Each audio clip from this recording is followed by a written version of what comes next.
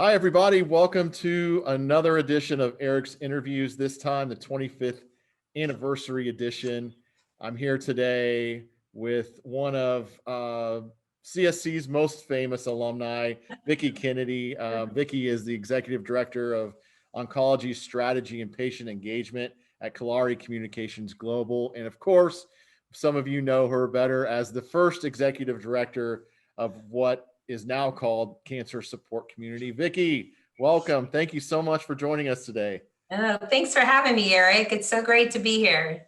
And it's been a while. I know we were talking earlier, and you were at the headquarters, the CSC headquarters, for quite some time, and it's been now 4.5 years since you've been at Kalari Communications Global, and it's incredible how fast time flies when you're having fun. But it seems like yesterday that we were working together on several projects. I know, isn't it something? I mean, when I think that you're celebrating your 25th anniversary, the only way I can kind of keep track of that time is that my youngest had just been born, was just a few months old when I left my other job to start the wellness community, or to co-found the wellness community. And now that youngest is almost 28, living in Chicago and married. So that kind of tells me how time flies, you know?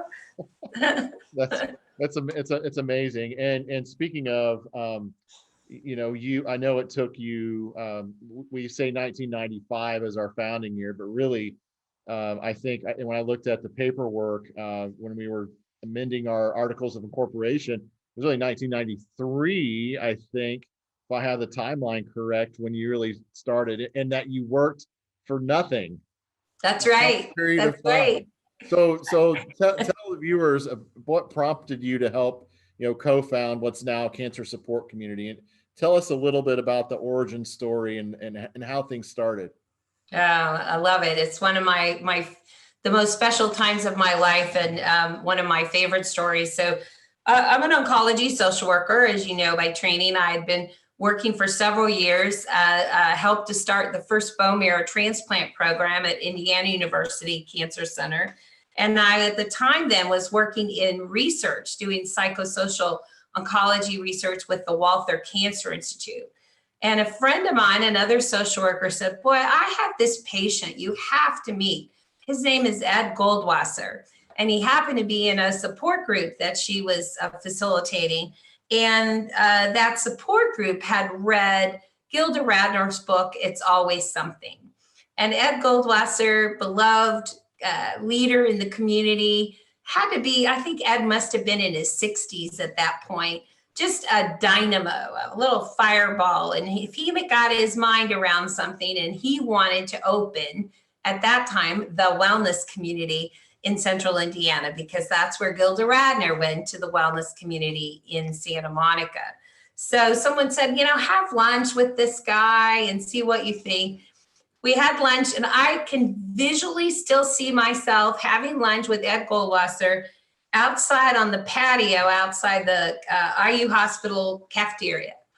And Ed was a perpetual salesman, and he had so much passion and excitement about the idea of bringing a wellness community to Indianapolis.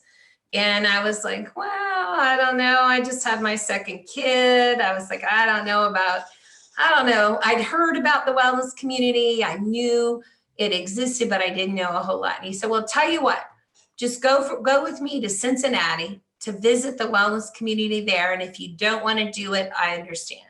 So sure enough, a couple weeks, I don't know, maybe 3 weeks later, he and I drove down to Cincinnati.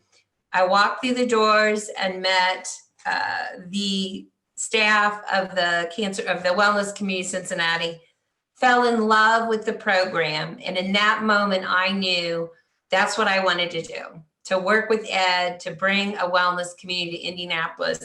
And he had me hooked. And, within just a few months, we worked together to get a charter from Harold Benjamin. And in those days, our charter was, you have to raise, I think it was like $400,000. You have to have a space. And that was about it. We didn't get a whole lot of other help or advice. It's just make it happen. We did, and we started in 1993. Later in the year in 93, when we got our charter.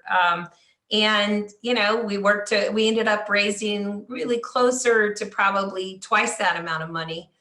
We got our space donated thanks to Duke Realty, who gave us this beautiful 3,800 square feet across from Keystone at the Crossing. And we moved in, and we had this amazing board who were able to get furniture, beautiful furniture donated by Kittles. The H.H. Gregg redid our kitchen. We'd find contractors who came in to rebuild the library and make a little space. Nothing as beautiful as you have today, but it was as home-like as we could make office space at that point in time in 1995. So, and look at where you are today, which is pretty exciting. Thank you. Thanks for sharing that. And is the space where the original building was still in existence? I'm not familiar with where that is. It is. If you've ever cut through, there's like an office park that when you go across Keystone, and there's a large church there, and you kind of come around the curve to go into Keystone at the Crossing, not off of 86th Street, but maybe straight across. It's back in there. There's a first floor space. In those days, there was a pretty serious recession going on in office space. So there was a glut of office space, but still it was pretty powerful that Duke Realty made that commitment. And they were also at that time supporting space for the wellness community in Cincinnati. So we felt so blessed to have space that was, at least there were trees outside, and we had nice parking, and a little hard maybe for people to find to some extent, but it was a great birthplace for the wellness community, now cancer support community at that time. So. That's fantastic. And obviously Duke Realty continues to play a vital part in our success. In fact, our immediate past chair, Matt Anderson, is with Duke Realty, and they're responsible for the success of our golf outing, our Jay Archer golf outing coming up on Thursday. So right. After all these years, continue to be such a valuable partner. So I imagine we're opening and have opened a satellite in Bloomington, Indiana, and right now finalizing the plans for a physical space around the same size space that you all that we started in, in Indy with. And I know the sort of trials and tribulations that have come with that, but I can't imagine sort of starting an entire organization. So talk a little bit about maybe the struggles that you faced, and then concurrently, what was particularly rewarding for you at that time. I'm sure the small victories that you had, the little things here and there, were probably some of the most important. They are.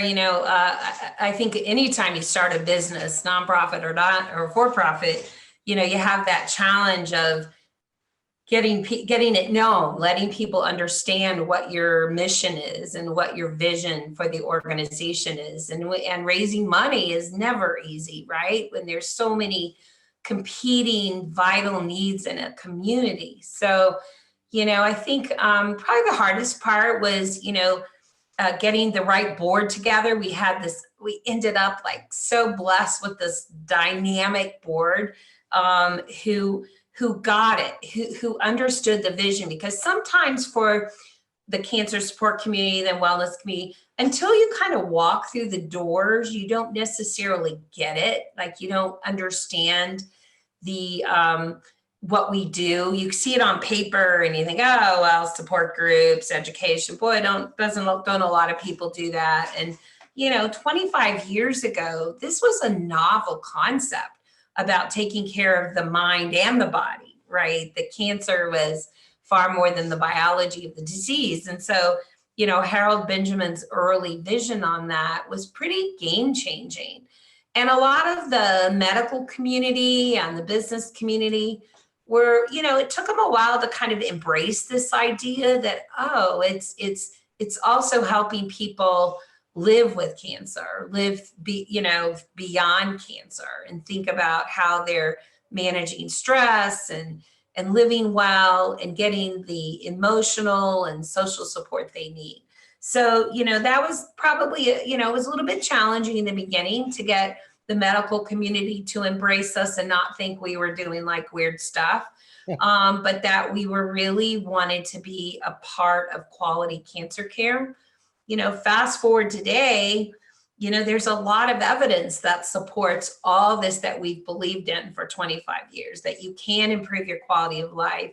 You can reduce isolation and feeling alone. And you can, in some cases, people can live longer if they have that kind of emotional, social, and practical, and even spiritual support. So that those days it felt a little raw. We were also trying to raise money in a bit of a recession. So that was challenging, but we had the right people at the right time. And Ed Goldwasser, he always wore a suit. He was retired at this point, and he'd walk around stuffed in his suit coat pocket, these kind of handmade flyers about the wellness community. And he would talk to anyone and everyone. If you were a doorman, he would tell you all about it. And he would go to the top philanthropic leaders in our community and tell them about it. So we worked well together, and he had such a passion and a vision for what we were doing. I would say the most rewarding thing was building something from nothing, like, wow, we opened our doors, we had this beautiful spot. And there was not a day when there was a little bell that would ring when someone came through the door. We could hear it. We'd get so excited. Somebody's here to come to a program. And, we had our support groups were just taking off, and we had art and music and educational programs. We didn't, in their tiny little space. But one day the mailman came in. This was a year or two in. A mailman came in to drop off some stuff, and he was walking down the hall, and I could hear it. There was laughter coming out of one of the closed support group rooms. And he kind of paused at my office for a minute. He said, I thought you were a cancer organization. There sure is a lot of laughter down the hall. And I said, well, yeah, that's what we do here. We laugh, we cry, we learn together. And he just shook his head and he said, wow, I've got to tell more people about this place. So, I think it's just so special, and it's rare you get that gift in your lifetime to start something so meaningful. For me, that's probably the most rewarding piece looking back. That's fantastic. Thanks for sharing that. I think in some ways we've had a bit of an advantage because complementary support services are commonplace within oncology centers. I think we probably do it better and have more focus on it because that's our sole focus. But Right. it's certainly become part of it. And mental health awareness too is become more commonplace in our societies. So in some ways, it's I can't imagine sort of that uphill battle you had to have had, like you said, and just explaining what in the world what's yoga. Is that some Right.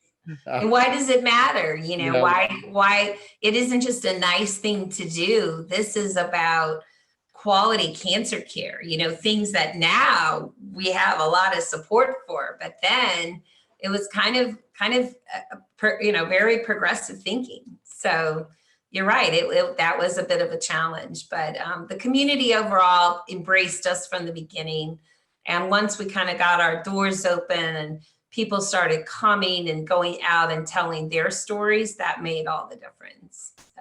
and you hit the nail on the head when you mentioned, I get asked the question a lot, isn't that a sad place? Isn't it depressing? And certainly, as you know very well, there are times when it's a sad place and it's Yeah. depressing when you lose someone that you have interacted with, maybe for years in some instances. However, by and large, we find that this is a happy place. This is a special place. This is a place for camaraderie. And I think one of the under talked about elements of our our work, maybe not under talked about, but uh, unheralded, is the work we do with family members and with families, and really unprecedented work that we do around caregivers. Even if you do find complementary support service programs, maybe in a health center or health system, it's usually not in conjunction with with family help, with family support. And so to give folks that chance, for caregivers to be around other caregivers, for kiddos whose parents might have a cancer diagnosis to be around other children who are facing the same thing, is another thing that I think makes us extremely special and differentiates us from what else is being offered in the community. That's right. And doing it in that kind of home-like environment, in that space that's safe, that feels, so many patients and family members over the years would say, I feel like I've kind of come home. Once I came out and we had a coat rack by the front door, and I came out and there was a wig hanging on the coat rack. And I'm like, well, what is this wig doing here? And a group finished, and they were walking out, and I was telling everybody goodbye, and this woman came and got her wig, and I'm like, wow, you put your wig on the coat rack. And she said, yeah, this is not only can I come here and let my hair down, I can take it off. I can be myself in this space. And I think it's different. There's wonderful programs in the hospitals, and they're doing the best they can, but they are so overloaded.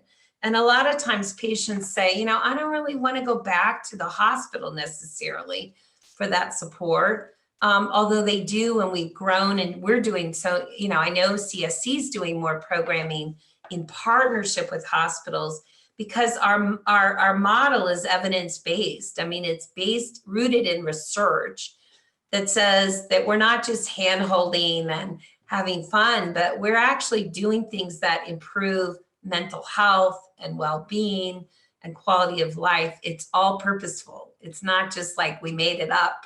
It's all really purposeful. So for the whole, like you said, Eric, for the whole family, I mean, where else can you do that and do that for free, where you're not, because it's the cost of cancer care, the cost of care in general, healthcare, is outrageous. So a lot of people would forego this kind of help if it wasn't free. So I think it's so critical.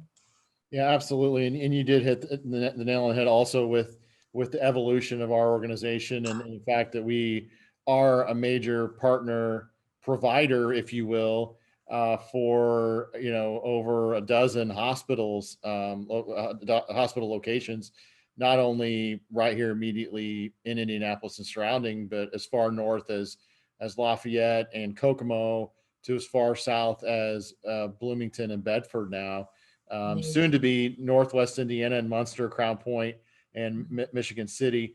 But it is, we do have this wonderful opportunity, this incredible opportunity to partner with so many healthcare providers who really are, their bread and butter, and their expertise is in medical care, and Right. allow us to, the professionals and complementary support services, to provide those services to their patient population. And so that's certainly been a big piece of the work that we're doing, and really critical to the continuum of care and quality Right. care that people get inside of an oncology program. So we're grateful for our partners with that. So you've dedicated most of your professional life to being an oncology social worker, but this might be an unfamiliar term to some people outside of the inner workings of the field. And can you tell us a little bit about what this is, what's oncology social work, and why it's important for those diagnosed with cancer to have access to a social worker? Well, I think, it's really critical. I mean, oncology social work is a whole profession, right? There's thousands of oncology social workers across the globe, many of which are connected through professional organization like the Association of Oncology Social Work. Generally, oncology social workers are master prepared social workers who have expertise in the dynamics of cancer and really understand that cancer experience, from waiting for diagnosis to being diagnosed to navigating treatment to dealing with post-treatment issues and survivorship, be that long or short-term survivorship, as well as end of life, and understanding the dynamics for that family and that person living with cancer. So, I think, we oncology social workers work in a lot of different places.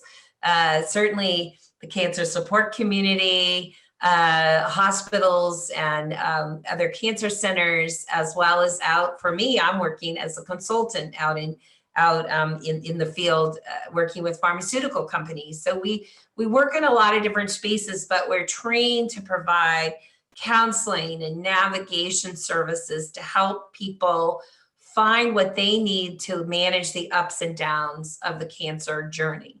And I think it's really critical. It isn't that there's something wrong with me or that I'm not doing well. It's another tool, another person on the healthcare team that can help you live well, live better throughout the experience. So, I think oncology social workers can really make a difference in people's lives, and we'll just listen. Sometimes that's all we need, right? Is listen and then connect to the right resources at the right time. Because it's amazing. It's a jungle out there trying to figure out, where you can go and where you can get help. And that's why I think the cancer support community is so pivotal. And I know through your team, you have incredibly trained professional counselors, therapists, people who work to help people find the personal support they need, as well as resources in the community and problem solving and dealing with the hard stuff that comes with dealing with a cancer diagnosis throughout the entire continuum.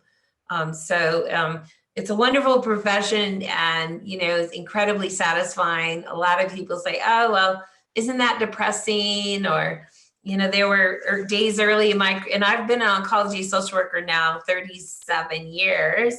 But there were definitely days when, at a cocktail party or something, that'd be a nice way for people not to talk to you because they're like, "Oh, that sounds so awful."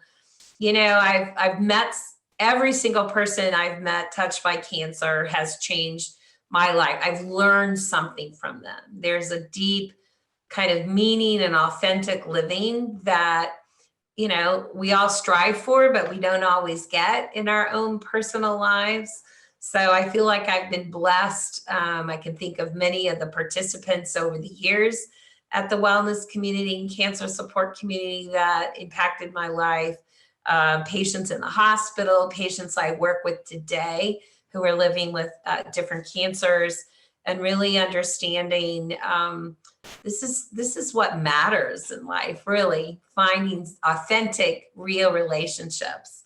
And I have to say also, for me, it's also having the camaraderie of colleagues, whether it's other people on the team. I mean, I always felt that at the wellness community, we had such a tight-knit, tightly connected team that held each other up in the good and the bad times, and appreciated the humor and laughter and just being real. It's hard to have a job maybe where you always can feel so real. But I think that's really rewarding in the work that you and your staff do every day. It's beyond rewarding. It's life-changing. So whether you're a volunteer or you're paid staff, you can't help but be totally touched by having the privilege of walking such a challenging journey for people at some of the worst times in their lives, as well as celebrating some of the successes and wins that they have along the way. Wouldn't trade it. Yeah, that's important. Well, thank you for sharing that. And I think, our people, especially those on the front lines who are hearing the stories and walking people through to quote some of the toughest times of their lives. They're special people. the team that we have here is so special. They carry a lot of weight. And we've seen during the pandemic, cancer diagnosis is socially isolating as it is for so many people. Throw in a pandemic like we've had and immunocompromised state, and folks have been sort of shut in and alone in some cases. And so for us, as we adjusted our program structure to allow for virtual attendance and Mhm. et cetera, we saw record numbers of people in 2020 and throughout 2021 as a result of being open. It certainly does not replace hugs and laughter, et cetera, that you may see more of in person. And after all, I'm sitting in the Paulson Family Center, where it's been pretty lonely here these last 20 months. We have a little bit Yeah. of programming going on right now in person that people are excited about, but we can't wait to open our doors. Right. Uh, you know, Continue to provide hybrid programs, but we want to get people, have them the opportunity to walk through those front doors again. And I'm looking forward to the stories about hanging a wig up on the coat. I just Right, heard that. right. Fantastic story, but that's just a great illustration of the things that happen in here. And even I tell the story about Gina, my first year in the role here, and um, the, the most happy lady I've ever seen in my life. The biggest smile, it's an infectious smile every time she walked through the door. And I remember one day I finally asked about her to one of my coworkers and realized that she had a terminal diagnosis, and she walked through her life like it was the best day ever and that she was going to live her remaining days to the fullest. And I think about that often, when I'm having a bad day or something's not going as maybe as great as it could be, or I want it to be. And I think, gosh, I'm not faced with a prognosis, thankfully, that Gina was, but I need to live more like her. And it's just there's so many people that are so inspiring that we get to interact with on an everyday basis. And I think that's one of the things that makes obviously cancer support community so special. So this is the 25th anniversary edition of Eric's Interviews. What do you wish for CSC for the next 25 years? Oh, wow. Wow, that's a big one. Because I think it's funny, even in Ed and my wildest dreams, I don't know that we ever imagined, sorry, I have a little allergies. We never imagined it would be where it is today with the incredible reach and impact throughout the entire state of Indiana, in an incredible, a beautiful home that you have on the northwest side of Indianapolis, and just the leadership. Because I know, Eric, for you and your staff, you're leaders here in Indiana, yes, and doing services, but I know you provide leadership throughout the cancer support community nationwide. So I think you make such a difference. I don't know if we ever would have expected that in our wildest dreams. So let's see, 25 years. I think my wish as you look ahead in the 25 years, to continue to grow throughout Indiana, to meet people where they are, to meet Hoosiers where they are. We know that we're only scratching the surface of the need, right? And there are going to be people who may never find a program, even if it's near their house, they may not go to it. So continuing to use technology and other ways to reach people, to bring those programs to them, to their home, to their phone, however we can continue to grow and reach people. Really looking at the underserved communities, and where we know there is disparity in people getting, whether it's people of color or different ages or different communities in our state that have difficulty getting to quality cancer care. And they don't even know what questions to ask or how to find that. So I think the cancer support community plays such a vital role in empowering people to get the best care they can, and to help them navigate those issues. So I think that's really clear to, be able to reach and embrace as many different types of Hoosiers as we can throughout the state. I think certainly continuing to grow and enrich people's lives. I think of all the lives in 25 years that have been changed. I remember many of our participants saying to us, now this is anecdotal, but you saved my life. Meaning, and even if they didn't survive the cancer, their life, the quality of life that they loved or wanted or needed, and their family's quality of life was saved during that time, during that struggle. And I guess my wish is that the Cancer Support Community Indiana will continue to do that, and will touch even more lives, and we'll be able to capture those stories and in fact improve cancer care in Indiana. I mean, you guys are an important pivotal partner to the healthcare system. And I guess I would hope that will continue to grow. And as they bring your programs and services into the hospitals or into the cancer centers or in different communities, that you're viewed as quintessential as important as chemotherapy, as surgery, as radiation, but also kind of the mental health and well-being of all of the people touched by cancer.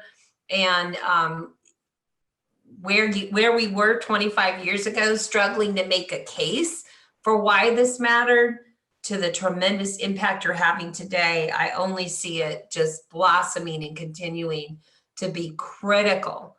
And if there's anything this pandemic has taught us, right, we have to be adaptable. We have to be, nimble and focused. And you've done that beautifully. And I think there's going to be a lot of things we all learned in the last 20 months or so that we continue to grow and carry on in our practice, because healthcare is changing. It has to change. It's changed dramatically in COVID. And this type of emotional support, education, and care is critical. And I think we've made a case for that, both in the science and in the art of caring for patients. But I believe in the next 25 years, the Cancer Support Community Indiana is going to change the landscape for cancer care in this state by continuing to grow and partner and just be that loud voice that says this matters. This care matters to patients and families. And it's no longer just a nice thing to have. It's critical to quality of life, survivorship, and hope, right? Hope for our state, for our people touched. All of us are going to be touched by cancer if we haven't been already. So I think you're in a great spot, and I'm so excited to watch and support personally and professionally the work that you have ahead. So happy anniversary to an amazing team, for sure. Thanks so much for kind words. Appreciate it, and the well wishes, Vicki. Thank you for paving the way. If it hadn't been for your and Ed and others' vision of what we could be, how we can be a critical part of the community within the cancer care space, I wouldn't be sitting here in this 8,500 square foot facility doing the work that we do. So kudos back at you. And I just want to say thanks so much for sharing your story, a little bit of the story anyway, today. And thank you for continuing to help affect change for oncology/cancer, even in your current role. Thank you. I know, when I left my role as executive director and went to work for the National Cancer Support Community, and then I did that for 17 years. So a good part of my career was about the wellness community, cancer support community, and I think globally recognized as one of the most powerful forces in cancer support today and psycho-oncology. So those 17 years of watching other affiliates across the Cancer Support Community Gilda's Club network grow and prosper, and serving more people across the US and beyond.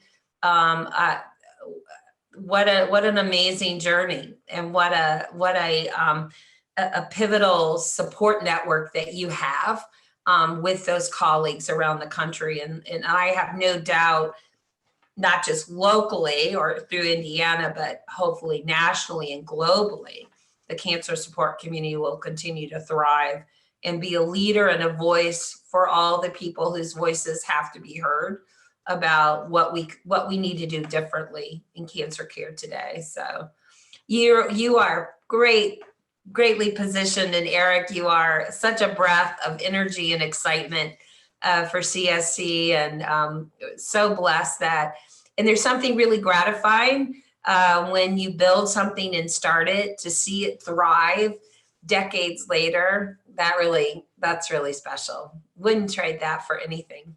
So thank you for all you and your amazing team, some of which I believe some of your facilitators have been there since day one that we started. And I think it's really an honor to see the success that you have. And I know it's not easy. And every day is another hill to climb to fund it, to keep the doors open, and to grow the program. So you are really a gift and a legacy to this organization. So my honor to celebrate CSC and you for your leadership in this organization. It's not an easy job, so bravo.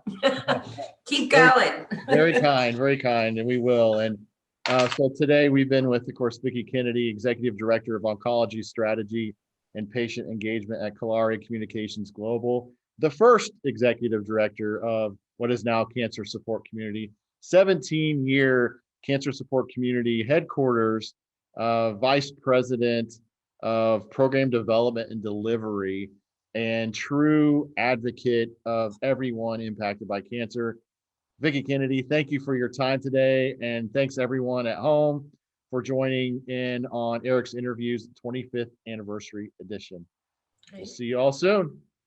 Thanks, Eric. Bye-bye. Thanks. Bye.